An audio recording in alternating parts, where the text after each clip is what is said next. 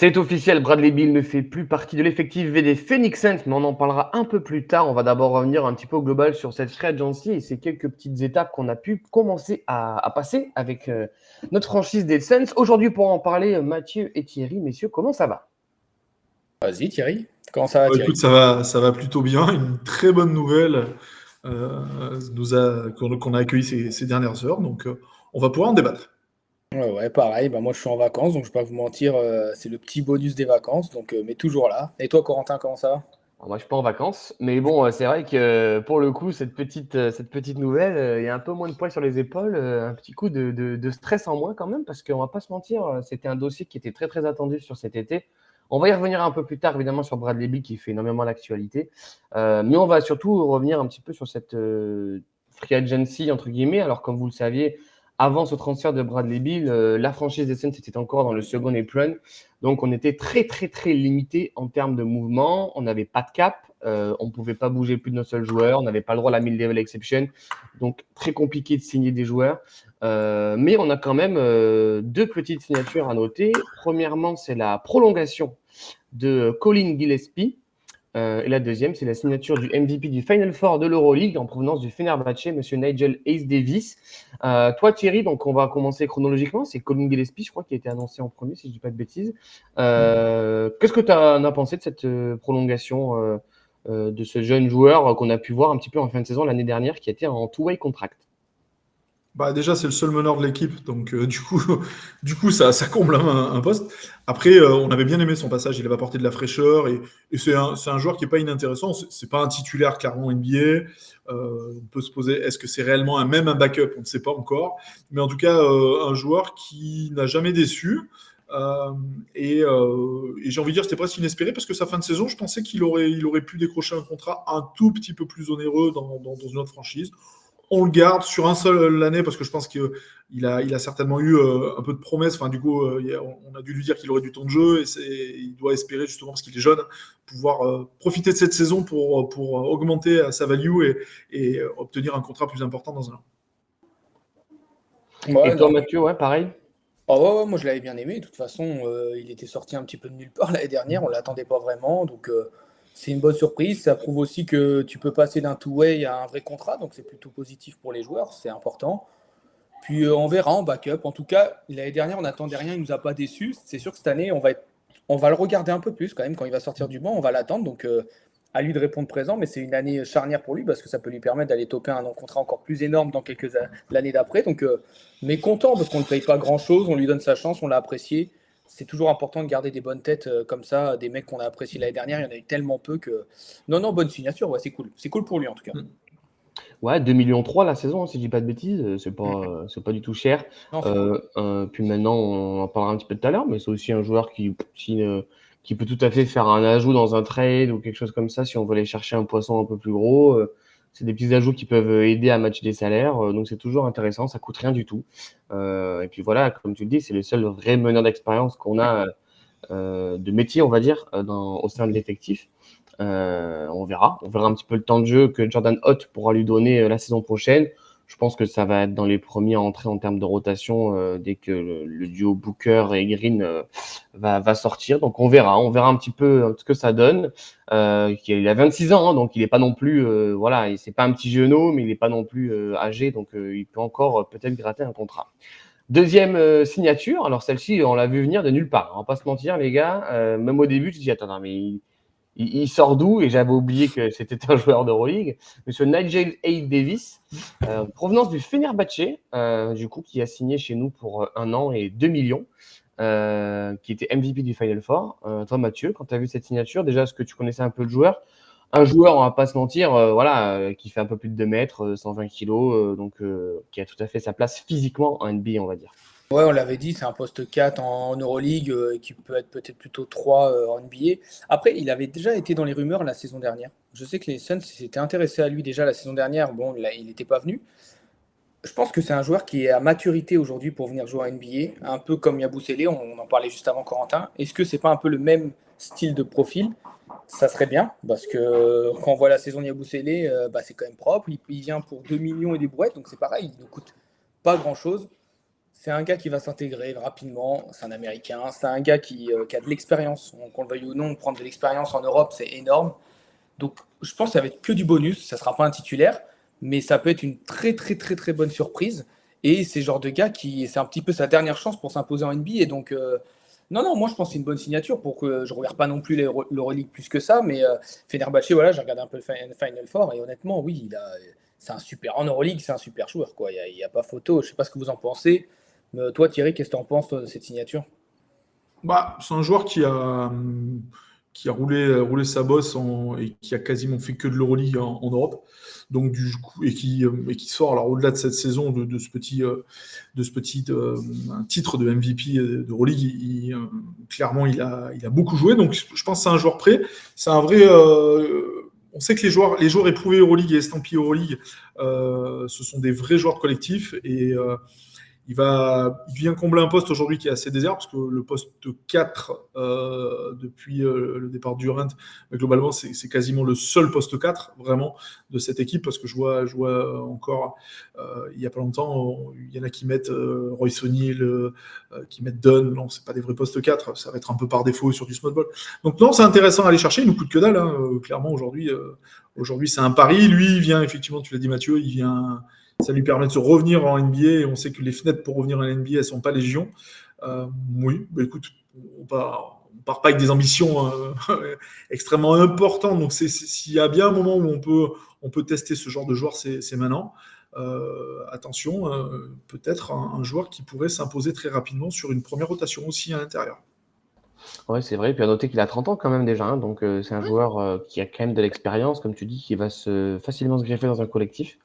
Si l'objectif c'est ça, de toute façon ça va être ça, à mon avis, l'objectif de recréer un collectif, je pense que c'est un joueur qui peut facilement intégrer la rotation rapidement, et je pense que ça peut devenir, s'il trouve un petit peu ses marques et qu'il arrive à jouer un petit peu comme il joue en Euroleague, ça va être un petit peu différent forcément en NBA, ça peut devenir un contrat ce qu'on appelle un steal dans le jargon, hein, parce qu'un mec à 2 millions qui fait des stats comme Gershon a pu faire aux Sixers l'année dernière, c'est très très intéressant, c'est des gars solides qui peut être aussi très intéressant pour encadrer des jeunes joueurs, parce qu'on va pas se mentir, sur notre front de courte, c'est très très jeune et un peu léger même, donc c'est pas mal. Bonne signature.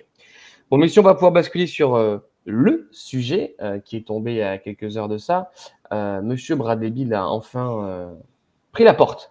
Alors avec pas mal de millions, mais pris la porte. Du coup, le buyout est confirmé. Il va signer dans la foulée avec les Clippers. Nous, on va se concentrer uniquement sur la partie des Suns parce que les Clippers, on s'en cogne. Mais surtout, Bradley Beal est enfin parti. C'est officiellement la fin du projet de la fameuse super team Durant, Beal et Booker. On revient à la case départ. Bon, on va pas revenir là-dessus. On sait que c'est un échec pitoyable, mais ça fait des années, des mois qu'on le sait. Mais ce qui est très intéressant, et c'est Thierry qui va pouvoir nous l'expliquer, c'est de comprendre l'importance de ce buyout. Qu'est-ce qu'il a comme importance sur l'avenir de la franchise des Suns, notamment en fonction de l'avenir financier. Bah, comme vous le savez, on était dans le second épreuve et on était bloqué, plus de mid-level, plus pouvoir utiliser des trade exceptions, et la problématique de pouvoir seulement échanger un seul joueur. On l'a vu dans le trade de Durant, hein, notamment. Maintenant, ça va nous trouver une flexibilité, c'est-à-dire que effectivement, on avait déjà des joueurs, alors vous l'avez sûrement entendu et lu, on est limité à 15% du salary cap au niveau du dead cap. Si on l'avait fait un buyout sur l'entièreté du contrat qu'on devait, on ne pouvait pas le faire parce qu'on avait déjà A.J. Liddell, et le deuxième, c'est Nasir Little. Portland, qui était. Donc il fallait qu'on trouve une négo. La négo, on a réussi à la trouver avec lui. Alors à savoir que ce qu'il renonce, il le prend aux Clippers en allant aux Clippers. Donc du coup, lui s'y retrouve. On a réussi à le cutter. Le fait de le couper, donc c'est un tout petit peu moins de 100 millions qu'on va lui devoir sur les 5 prochaines années. Le fait de trouver l'accord de ce buyout, c'est vrai que ça permet d'étaler le cap et de nous faire descendre en dessous du premier iPron. Ce qui a pour conséquence immédiate à la fois de nous libérer des enveloppes pour pouvoir signer des free agents, c'est une bonne chose, et d'économiser à peu près 200 millions, voilà, 200 millions tout confondu de dollars au niveau dès cette année d'économie. Donc, c'est une vraie bonne nouvelle financière. Ça va nous permettre de respirer. Ça va nous permettre aussi de pouvoir envisager la suite de cette free agency parce qu'une prolongation et la signature d'un joueur au minimum, c'est pas forcément une free agency très active, mais en même temps, on était pieds et poings liés à cette négociation-là. Donc, de toute façon, c'était pas tenable de pouvoir jouer avec lui à la fois par l'atmosphère. Je pense que dans le vestiaire, on a vu un petit tweet, notamment très rapidement défacé de Devin Booker, exprimant sa joie au dénouement de cette situation. On sait que ça avait été très très chaud avec les supporters, notamment sa famille qui avait été un petit peu prise à partie. Alors ça c'est regrettable bien évidemment, mais ça s'est produit sur la fin de saison. Donc écoutez, au vu des ambitions et au vu du virage qui est pris, il était important de pouvoir épurer au maximum ce roster, d'autant que Green, Booker, on se pose des questions sur la complémentarité. Avoir Bill sur les postes arrière en plus à gérer, ça aurait été délicat. Donc voilà, on a tourné cette page-là. Merci Matisse Bia de bien prendre note et de retenir les conneries à ne plus faire. Voilà, maintenant là, on ferme le chapitre du pire Big Free de l'histoire de la NBA.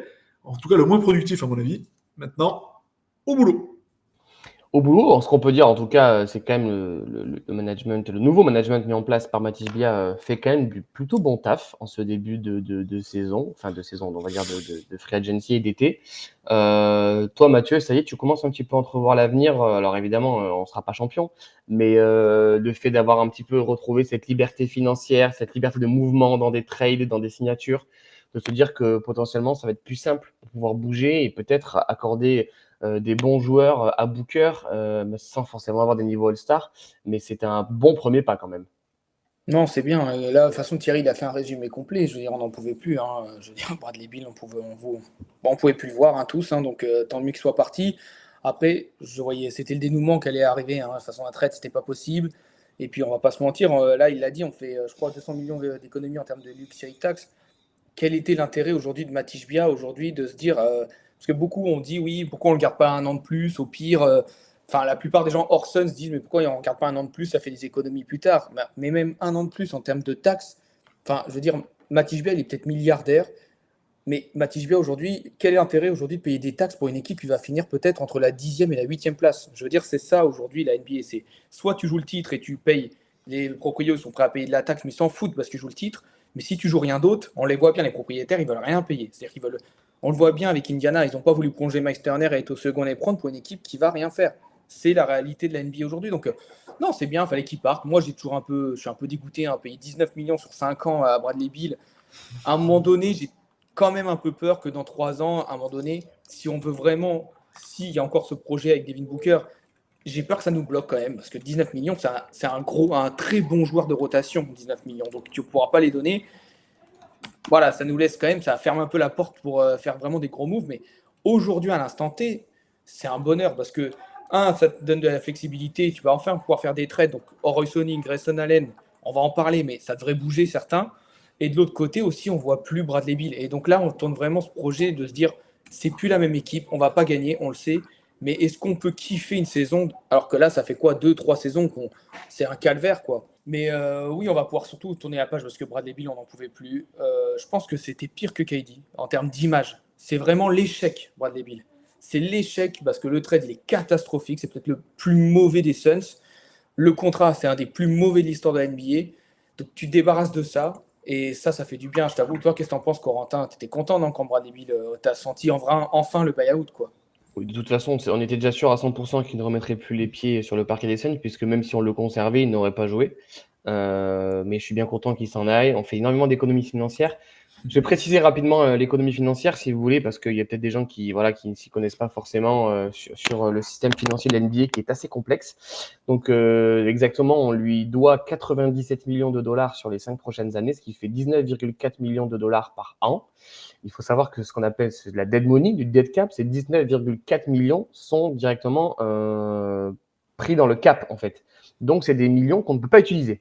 On les paye, mais on ne peut pas les utiliser pour payer un joueur. Mais comme tu le disais, Mathieu, c'est ça qui est dérangeant, c'est les 5 ans. 19,4 millions sur 5 ans. comme tu dis, si dans 2-3 ans, on arrive à être un peu compétitif avec des jeunes qui montent et tout, et qu'il faut peut-être faire un ajout intelligent, comme certaines équipes l'ont fait. Moi, je pense notamment au ici, qui vont chercher Hartenstein, qui vont chercher Caruso, des petites pièces comme ça, mais il faut les payer. Eh ben, tu ne les auras pas parce que tu ne pourras pas les payer.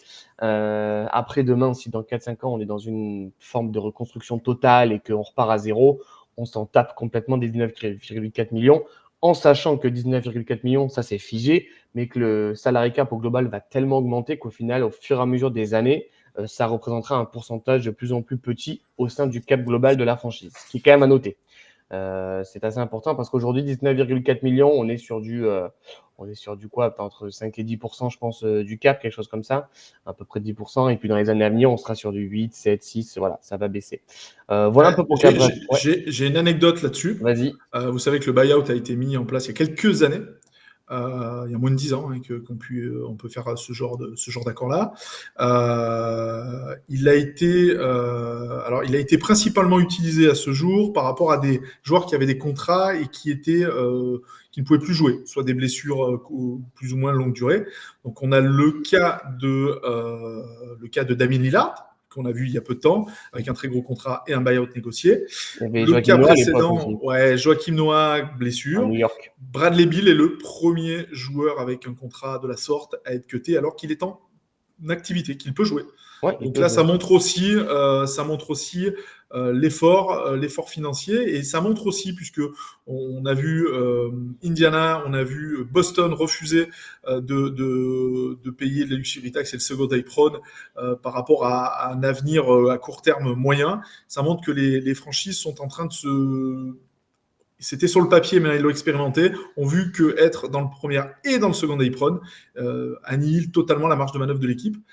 OKC va y aller, mais différemment, parce qu'eux, ils ont toutes les armes pour faire une mini-dynastie, j'ai envie de dire, enfin en tout cas jouer les premiers rôles pendant de nombreuses années. Eux l'acceptent. Nous, on était dans la caca et on le fait. Donc voilà. Donc maintenant, messieurs les GM, s'il vous plaît, prenez la mesure aujourd'hui des contraintes qui ont été imposées afin de vous éviter de faire des conneries. Exactement. On va se projeter un petit peu, messieurs. Donc on a bien compris que Kabil nous dénouait un petit peu les mains sur cette free agency. En termes il y a beaucoup de rumeurs qui tournent, on va pas se mentir, au sein des Suns, sur des transferts autour de Grayson Allen et de Royce O'Neal. Ce sont les deux principaux. Donc les deux, à eux deux, on est sur à peu près 28 millions, je crois, si j'ai pas de bêtises. Donc 18 pour Allen et ça va être 10 ou 11, je crois, pour Royce O'Neal. Peut-être un peu moins même pour Royce O'Neal. Mais du coup, c'est des contrats qui sont facilement faciles à bouger, on va pas se mentir. Première question, Mathieu, est-ce que toi, tu les vois bouger? Les deux, un des deux, aucun? Ouais, un des deux, et je pense qu'il y en a un autre que tu n'as pas cité, mais c'est Nick Richards, qui lui, aussi, peut-être, oui. lui devrait bouger parce qu'il a un contrat de 5 millions. C'est un pivot qui peut être un bon backup aujourd'hui en NBA. Contrat finissant. Ouais, donc en plus, et honnêtement, on le voit bien, hein, chercher un bon pivot titulaire et remplaçant, on voit bien que c'est galère aujourd'hui en NBA. Et je pense que Nick Richards, il a peut-être, c'est pas un titulaire, mais c'est un bon backup. Et là où nous, on est bouché, on a 4 pivots, entre guillemets. On a donc Malwa qu'on a pris à la draft. On a Mark Williams qui est un titulaire aujourd'hui à Phoenix. Et on a Oso Ighodaro. Alors c'est un petit, mais c'est un pivot qui peut toujours, Oso, regardez-le en Summer League, franchement, il a progressé. Donc Nick Richards, aujourd'hui, il n'entre pas du tout dans les plans, je pense, des Suns. Et ça peut être une pièce qui peut avoir un peu de valeur. Donc je pense qu'il va bouger. Lui, je le vois plus bouger contre des tours de draft. Par contre, plus pas vraiment contre un joueur. Par contre, oui, Royce O'Neal ou Grayson Allen va partir. Je ne vois pas les deux partir. Je pense qu'on va garder l'un des deux. Pourquoi pas? De toute façon, là, il va falloir. Hein, il y a des postes qu'on n'a pas. Je veux dire, vous l'avez bien dit tout à l'heure, Colin Gillespie, c'est le seul meneur qu'on a. Donc, il va falloir qu'on prenne un autre guard, un autre meneur de jeu. Il n'y a pas grand monde sur le marché des free agents, mais il y a quand même du Brogdon, il y a du Chris Paul. Tu as des noms d'expérience qui peuvent t'apporter encore un tout petit peu sur une saison. Donc, pourquoi pas? Et pourquoi pas chercher encore peut-être un 4. Ça serait des postes, un 3-4 assez grand, un ailier grand. Donc, mais oui, il y a des rumeurs qui tournent, là, Kuminga entre autres. Alors ça serait un signing trend, c'est-à-dire que donc on enverrait évidemment des joueurs en contrepartie. Royce O'Neal ou Grayson Allen, c'est des gars, aujourd'hui, il y a pas mal d'équipes qui diraient pas non à ces gars-là, des équipes compétitives. Hein, donc oui, ça va bouger. De toute façon, les Suns, ils n'ont pas le choix. Là, maintenant, ils ont combien de places là maintenant? Parce qu'ils en ont 2. Ils ont 2 postes vides, je crois, je crois on a 13 joueurs sous contrat. Donc voilà, on a 2 joueurs à signer, donc il va falloir les trouver. Et on a, ou alors peut-être le petit Kobe Brea, là, qui montre des belles choses en Summer League, va peut-être signer un contrat. Mais pour l'instant, il est en two-way. Donc à l'heure actuelle, on a deux postes de libre. Donc passons, les Suns n'ont pas le choix. Il va falloir qu'ils trouvent des gars, mais je pense que c'est plus des vets. Donc je sais pas. Moi, oui, ils vont bouger. Pour moi, Nick Richards bouge, c'est sûr. Ou Royce O'Neal ou Grayson Allen, un des deux. C'est sûr. Toi, Thierry, t'en penses quoi? Moi, je pense que et Royce O'Neal et Grayson Allen vont bouger. Euh, Grayson Allen, parce que je vois pas malheureusement l'intérêt de le conserver dans le sens où juste si on part du principe que Booker et Green devraient grignoter au moins 30 minutes chacun sur les bases arrière et qu'on a un Dunn aujourd'hui qui, moi, me semble assez évident qu'il devrait être le titulaire sur le poste 3, plus d'autres joueurs, mais voilà, je vois pas Grayson Allen en fait pas rester. Et moi, à partir du principe, pour moi, on est parti sur 3 ans. C'est-à-dire qu'il y a une reconstruction, il faut se donner au moins 3 saisons pour être compétitif. En tout cas, ça reste mon avis. Pourquoi les conserver? Autant faire tout de suite de la place à des joueurs avec lesquels on va construire. Donc aujourd'hui, je pense que tu as parlé de Jonathan Kuminga, c'est la rumeur. Alors je ne pense pas qu'on soit forcément les mieux placés aujourd'hui, mais aujourd'hui, sur une équipe de Warriors qui fait pratiquement son dernier run, en tout cas au vu de l'âge de ses joueurs. Demain, si tu leur proposes d'associer du Royce O'Neal et du Grayson Allen sur ça, est-ce que c'est pas quand même des pièces qui vont tout de suite avoir un impact? Ça peut être intéressant. On a de quoi faire valoir, en tout cas, de faire venir ce type de joueur. Pour Richard, je suis un tout petit peu plus mesuré. Je pense que c'est un joueur qu'on pourrait bouger, mais plus avant la trade deadline de l'hiver prochain, parce qu'il y a encore quand même pas toutes les garanties à la fois dans quel état est Mark Williams, parce qu'on sait qu'il est assujetti à de la blessure, et malheureusement qu'il va falloir être patient.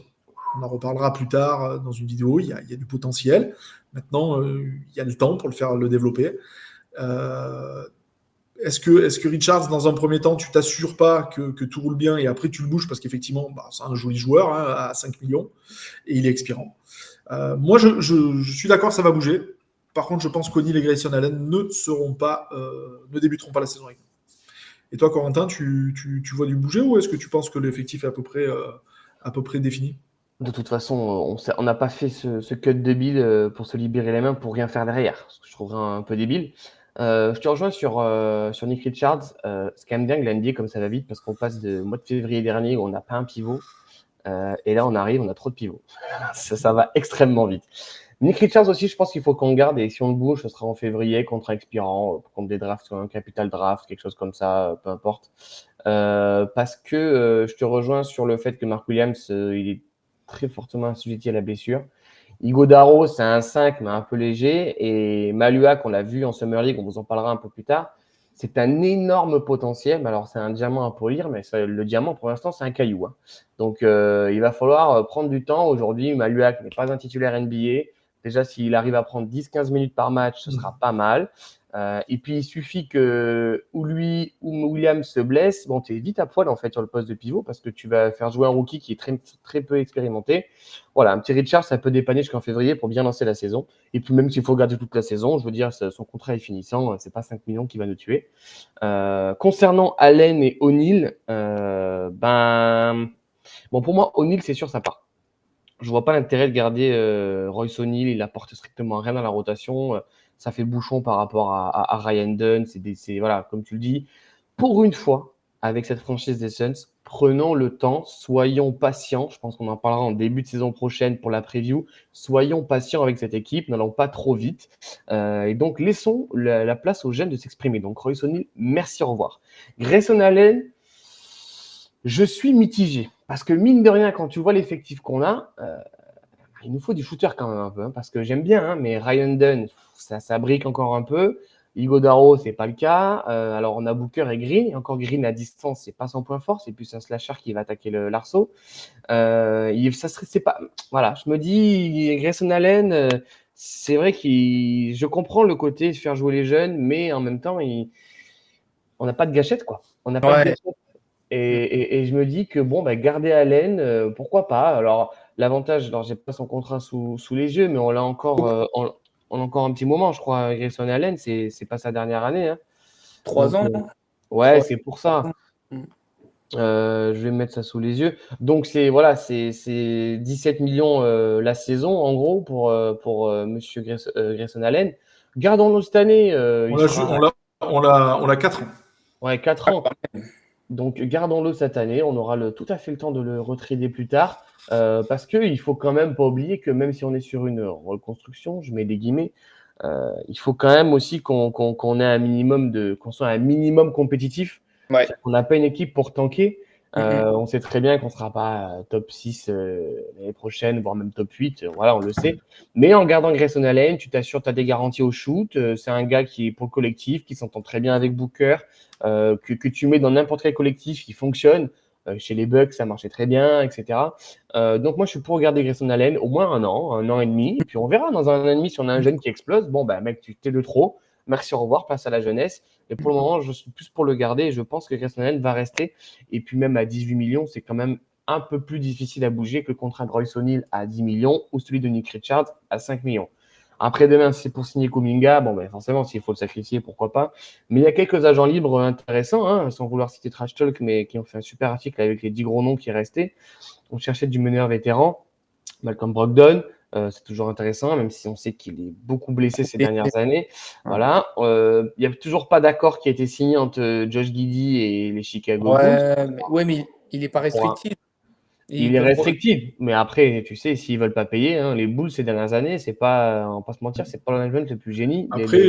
Après Monte-Morris n'a pas été signé non plus. Alors je sais que c'est quand même un joueur qui nous a rarement déçus. Je dis pas que c'est la solution, mais ça reste un joueur. Bah, si tu l'as demain, moi je préfère l'avoir lui que personne. Donc est-ce qu'on se remettra pas le nez sur lui? Ouais, surtout que Josh Giddey, si tu le signes, déjà il va prendre un gros contrat et puis il va être titulaire. Donc qu'est-ce que tu fais? On repart encore avec trois joueurs tout petits. Non. Déjà Jalen Green, Booker, faut tenter. En plus, Jalen Green, faut qu'il joue parce que si tu le fais pas jouer, sa cote elle va baisser. On va se retrouver avec un mec, personne n'en voudra et on va être encore se dire, vas-y, on a un boulet. Donc non, il faut. Je suis plus fan de Monte-Morris, même Brogdon. Franchement, Brogdon, sur ses deux jambes, en sortie de banc, c'est un 6e homme de l'année, ce gars-là. Il n'y a pas si longtemps, donc faut pas l'oublier. Ouais. Après, je vous ai dit une bêtise tout à l'heure par rapport à Dunn. C'est plus Dylan Brooks qui sera titulaire, je pense, sur le poste 3. Oui. Voilà. Et par contre, il y a une chose aussi au niveau de Royce O'Neal qui fait que je pense, on est tous d'accord qu'il va bouger. C'est qu'on a signé Isaiah Livers aussi, qui est en two-way. Isaiah Livers, qui est l'ancien Michigan, et qui des Wolverines et qui sort d'une grosse blessure avec Détroit, mais que moi j'avais trouvé plutôt très très bon à Détroit. Et voilà, il est entoué.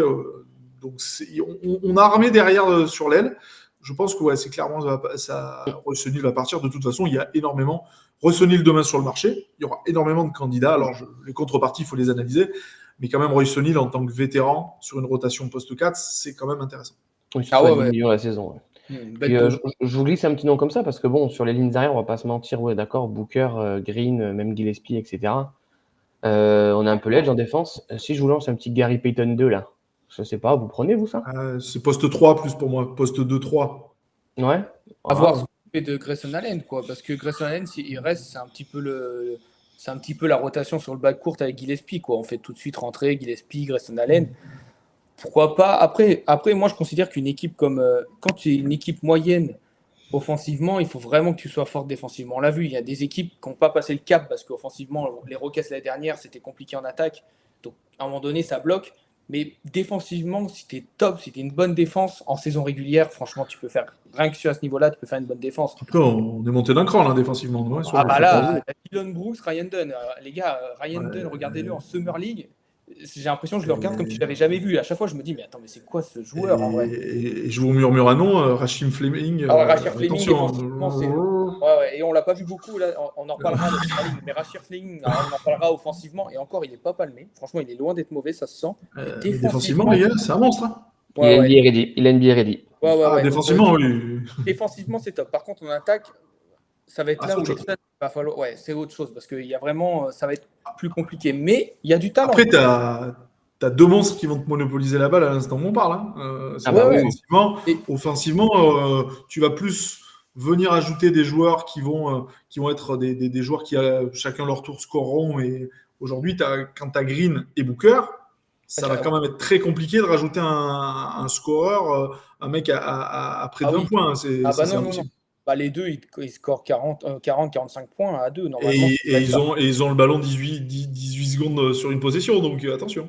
Bah, c'est là où un gars comme Dylan Brooks sait scorer quand il faut tout seul. Il sait le Exactement. faire. Et Ryan Dunn, c'est ce qu'on va un peu attendre de lui, voir un peu ce cap, voir s'il est capable, sur peu d'actions, mais être capable de le faire. Et puis le banc, Gillespie, il a montré l'année dernière, sur quelques minutes, c'était un gars qui n'avait pas peur d'aller attaquer le cercle, de se créer lui-même. Non, mais il y a de quoi faire. Donc, non, ça va être Oui, sympa. c'est sûr. Donc Ça va on est être d'accord, poste 1, poste 4, ce sont nos deux postes un peu. Ce sont des postes à privilégier pour rééquilibrer l'effectif parce qu'en fait, on a beaucoup de 2-3, mais finalement, et beaucoup de 5. Mais finalement, le poste 1, on en a un, mais bon, Gillespie, on ne peut pas lui donner les clés. Et le poste 4, c'est soit trop petit, soit très petit.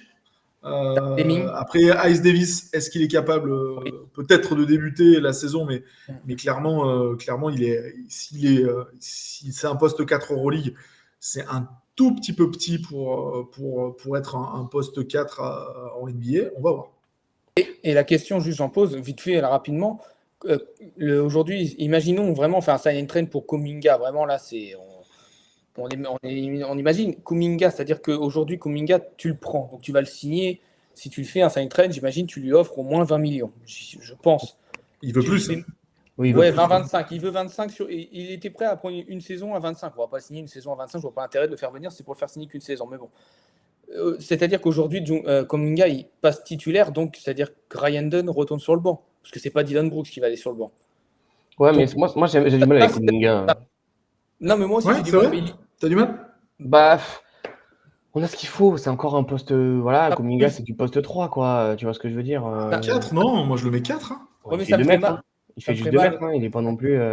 Ça me ferait mal au cœur. Ça me ferait mal au cœur qu'on mette Ryan Dunn sur le banc, quoi. Kuminga, 2m01, 102 kg. Ouais, il n'est pas si grand que ça. Tu vois, on en a vu des profils comme ça, quoi. Je préfère prendre un jeune. Le talent offensif. Ah oui, on l'a vu pendant les playoffs. Hein. Le mec, il a quasiment pas joué depuis 3 mois. C'est ça que je veux te dire, c'est qu'aujourd'hui, si tu veux, tu as une je regarde un petit peu les joueurs intérieurs qu'on a. On a au pivot, on n'a pas de scoreur. Et le seul qui peut un tout petit peu spacer, c'est Malouak par rapport à son shoot et au saut par rapport à de la passe, qui est quand même capable de s'écarter, de donner des ballons. Ça, c'est bien. Par contre, on n'a pas de scoreur. Poste 4 aujourd'hui, Davis, quid de Davis. C'est pas un énorme scoreur, donc c'est un joueur qui va avant tout, je pense, défendre la passe, etc. Donc voilà. Royce O'Neal, en l'état, s'il devait être là, c'est un joueur qui s'éloigne, mais qui n'a pas. Qui aujourd'hui est capable de rentrer dans la raquette et de venir mettre des points. C'est un peu ce profil-là. Et c'est un profil, est-ce qu'on ne va pas chercher un profil intermédiaire? C'est-à-dire, sur une construction, un mec qui va venir temporairement, un peu comme New York l'a fait avec Randall, c'est-à-dire construire une équipe, monter en grade, mais à un moment donné, c'est un joueur que tu vas mettre en place, mais c'est un joueur que tu bougeras quand il faudra être sérieux. Ouais, moi, je trouve que ça peut être intéressant. Après, je ne te dis pas que c'est le joueur qui va changer la visage de la franchise. Mais le problème, c'est qu'en l'état, ça veut dire qu'on est incapable de fixer à l'intérieur. On va se retrouver sur du shoot ou du pick and roll. Moi, c'est ça que j'ai un tout petit peu peur. Après, derrière, écoute, Ryan Dunn, même sur le banc, même si je mets sur le banc, c'est un mec qui va grappiller 20-25 minutes. Hein, parce que derrière, il va te faire des rotations. Sur du small ball, il peut glisser poste 4, poste 3. Si à un moment donné, tu as besoin de défendre, qu'il faut le décaler poste 2 pour qu'il défende le meilleur score adverse, il sera capable de le faire.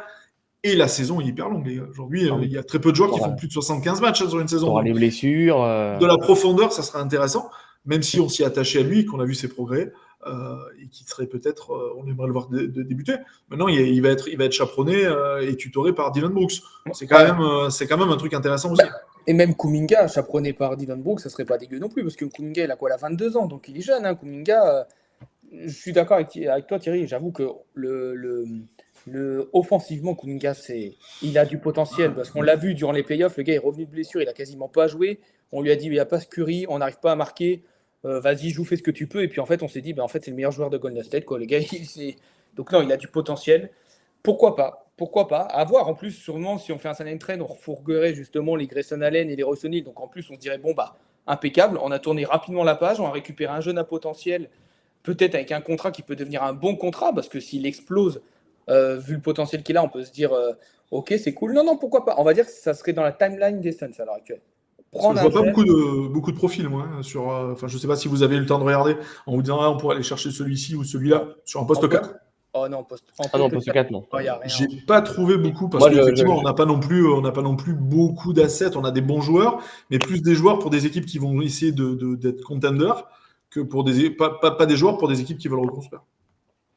Oui, c'est sûr. Bah, maintenant, moi j'avais toujours, ça fait plusieurs moments que j'ai ce joueur en ligne de mire, mais malheureusement, on s'est fait passer devant. Moi, j'adore John Collins. J'aurais adoré avoir John Collins, Pourquoi mais pas? mais Un c'est joueur pareil, intermédiaire, ça aurait voilà, pu bon, être voilà, intéressant. il sera très très bien là où il est. Puis voilà. Après, tu Bon, avais là, la rumeur Mark Cannon aussi. Même aujourd'hui, on n'a plus rien à leur ouais, envoyer qui les intéresse. mais Markkanen, c'est trop cher maintenant. C'est trop Ouais, il cher. a un Ouais, c'est contrat. trop cher. Ouais. Ouais. Parce que bon, on a fait le tour, messieurs. Vous voyez un petit peu d'autres personnes qui vous intéressent ou on est tous d'accord, hein, il faut renforcer le poste de meneur et le poste d'ailier fort, poste 4, et puis voilà, essayer de faire jouer un maximum les jeunes, quoi. Est-ce qu'au vu même s'il joue pas l'année prochaine, au vu de la signature de Lillard de retour à Portland, est-ce qu'on pourrait imaginer que Portland se dise que Jrue Holiday est trop compliqué à bouger et qu'il le buy out et du coup qu'on puisse se positionner sur un joueur comme ça? Ça va être compliqué parce qu'ils ont déjà buyout DeAndre Ayton, ça va faire beaucoup. Ah ouais, exact, ouais, putain, t'as raison. Ouais, ça aussi, Non, ils vont big pas up, le couper. big up quand même, hein, on n'en a pas parlé, mais big up Notre à ses numéro 1 de draft. déclarations. Ouais, à ses déclarations qui dit qu'il allait enfin être dans une franchise qui allait lui donner envie de travailler. Merci, Oui, Ouais, Dédé. non, Allez, et puis j'ai envie de te dire, Los Angeles, si c'est pas une des genres de franchises à la New York où justement le basket parfois ça passe complètement à côté parce que la vie extérieure fait que parce que combien de joueurs ont dit à New York entre autres, mais Los Angeles, que c'est des villes où en fait quand tu es dehors, tu ne penses même plus au basket, tu es tellement pris C'est par ça. donc l'environnement. Donc, enfin, Je suis d'accord. non, mais des Ah oui, c'est un rigolo. aussi, c'est un rigolo. Mais Jrue Holiday, ça serait, en termes d'apport, ça serait le genre de profil Le fit, intéressant. voilà. Mais je pense que Portland vise quelque chose dans les. Damien Lillard, il l'a signé pour 3 ans. Je pense qu'il vient pour être compétitif. Et alors, c'est beau, hein, le retour à Portland.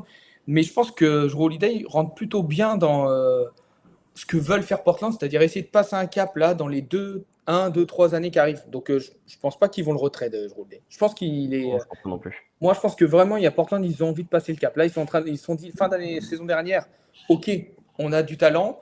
Anthony Simons, ça y est, on a fait le choix, il part. C'est-à-dire que maintenant, on construit avec les gars qu'on a là. Et on fait venir de l'expérience avec Jrue Holiday et Damien Lillard. On va pas se mentir, en termes d'expérience, c'est quand même pas dégueu. Donc, non, Portland, je pense que là, ils sont dans un cap où ça y est, là, ils veulent passer un cap. C'est-à-dire, comme San Antonio, l'année prochaine, on veut faire les playoffs. Donc, Bon, on a été bon là. Hein. On a été bon, messieurs, je pense. Ouais, on a fait un bon tour. De toute façon, on va revenir vite pour parler de Summer League, tout ça, parce qu'on a pas mal de petits jeunes intéressants. C'est ça. Exactement, ouais, des petits jeunes à suivre qui pourront peut-être intégrer cette rotation et ça va peut-être aussi influencer les futurs choix de nos dirigeants. Voilà, messieurs, on a fait un petit peu le tour. Donc, pour résumer rapidement, hein, Gillespie est le bienvenu, notre petit ami d'Euroleague, Ace Davis aussi. Ciao Bradley Beal, c'est une fin tragique, mais qui se termine au bon moment, un point nommé. Merci, au revoir pour les fiers services rendus. Bah non, pas du tout. Aucun service rendu. Très, très hâte d'accueillir les Clippers. Oh que oui, très théâtre. Bon, non mais tu vois, tu auras une très belle équipe. Hein, ouais, mais moi je suis plus pour eux. Hein. Je l'ai dit sur les réseaux, sur X, les gars. J'ai dit à partir d'un moment aujourd'hui, je suis plus fan des Clippers. Les gars, je veux jamais voir Bradley Beal gagner une bague. Ce mec ne mérite absolument pas. De toute façon, les gars, quand il y aura le déplacement à Phoenix, il sera blessé au dos. Donc la question se pose pas. Bravo. Ouais, c'est clair. Voilà. Bon, en tout cas, on a fait le tour. Et puis, on aimerait bien avoir en commentaire votre avis. Qu'est-ce que vous aimeriez voir un petit peu maintenant qu'on est un peu plus libéré sur cette fin de free agency? Qui est-ce que vous voudriez voir arriver? Qui est-ce que vous voudriez voir partir? Est-ce que vous voyez des trades? Comment vous le sentez un petit peu, cette suite de free agency? Peut-être que vous avez aussi suivi la Summer League. Donc, en fonction de ce que vous avez vu, peut-être qu'aussi des choses commencent à naître au sein de l'effectif. Donc, on veut bien votre avis là-dessus. Et surtout, n'hésitez pas à mettre plein de messages mignons pour Bradley Beal dans les commentaires. Il n'y a pas de problème. On promis, on les laissera ceux-là. Mais si on a fait le tour, on se retrouve probablement la semaine prochaine pour faire un petit bilan de la Summer League. Merci en tout cas pour ces petits moments. Puis on vous souhaite une bonne fin de Summer League, même si les Suns ne sont pas qualifiés. Et on vous dit à très vite. Ciao, ciao. À bientôt, messieurs. Ciao, ciao.